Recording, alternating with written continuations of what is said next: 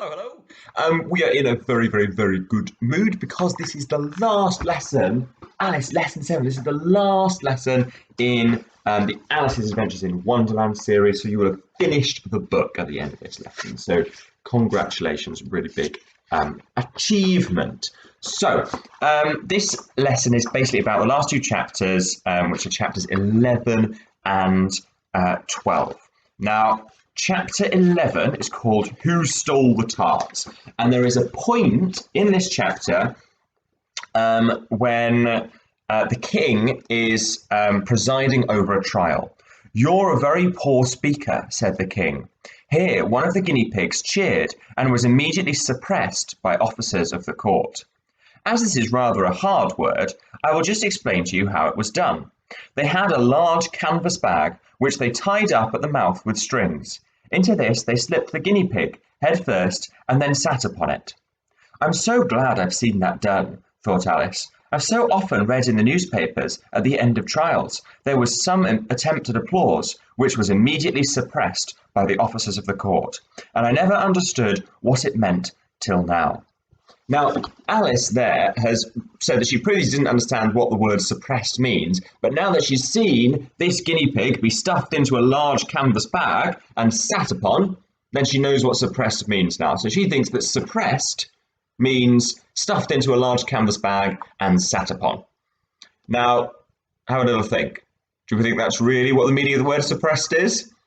No, it isn't at all. So to suppress just means to hold in check, to restrain something. So one way that you could suppress someone would be to put them into a canvas bag and sit on them, but it doesn't have to be that.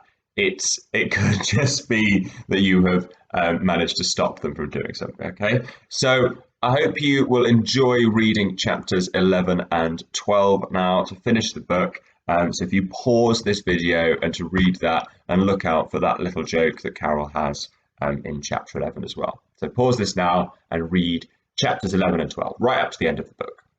Okay, once you've done that, here is your task. I want to give you a choice, okay? So first option, option number 1, research how trials really work in wherever you are.